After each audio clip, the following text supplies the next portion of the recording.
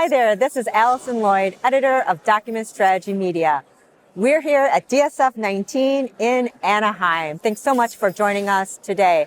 I want to greet our guests today. Thank you so much, Dave Jones, VP of Product Marketing at Nuxeo. Thank you so much for taking the time. I know our schedules have been crazy here in Anaheim. So today we're going to really talk about something that lots and lots of people really care about, is the future of ECM, right? Yeah, it's exciting. So exciting. So here in Anaheim, you participated on a panel that talks all about the future of ECM, kind of looking at traditional document management approaches, document management systems versus content services. So in your opinion, where do you really feel the future of ECM is going to go? And what are some main themes that you really think that our viewers should really look out for? Sure. Well, I think it was really interesting on the panel session yesterday. Had a number of vendors there, obviously talking about where they're going. And from our perspective, one of the common themes was AI. Everyone's talking about AI. It seems to be in every single conversation that we have.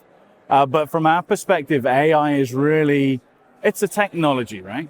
But we're looking at how we can use AI not to do the gloriously sexy things about, predicting everything that you might ever want to know, but actually addressing some of the back office challenges that have been around for many years that automation and bulk processing has tried to address, but never really fully done that. So we're looking at using AI for things like zero-touch retention, for content classification, for a little bit deeper identification and sort of entity extraction from both new content, but also from legacy systems. And that's one of our themes, if you like, not a future of tech, but a reality check almost. So one of the things that came out of the panel yesterday was the challenges that people are having with existing legacy systems and the fact that they've got multiple systems spread out across the business.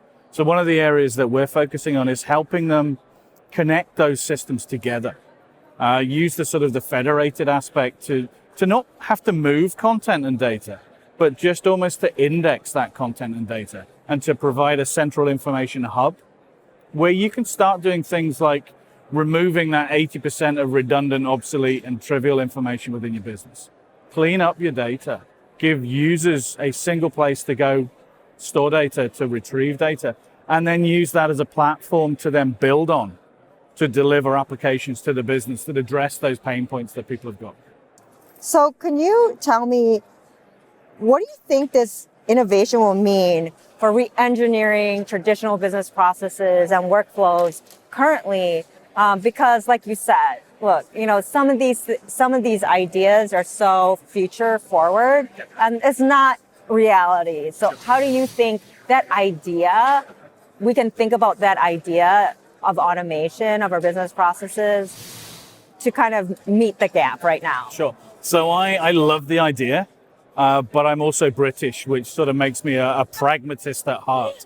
And I think we're a little bit away from having AI build our processes for us. Now, we're exploring that, don't get me wrong. It's something that we're looking at, but more in the region and the area of process optimization. So if you've got a number of interconnected processes, looking at that almost from a flow perspective and where the bottlenecks are and how we can maybe rebuild those processes on the back of some intelligence. But I think that there's an old saying, about repaving cow paths. If you have a rubbish process that's a manual process and you digitize it, what you end up with is a rubbish digital process. And I think that AI gives us the opportunity to look at our processes in a slightly different way, almost to rip up the rule book and not look at what the process does in terms of the steps that it's doing, but actually look at the starting point and the outcome and try and identify if there are different ways to do things. And I think low code gives us options around that with regards to how quickly we can now develop applications, prototype those applications and roll them out, just to do a single thing if we needed to. We've never had that capability within the information management space before.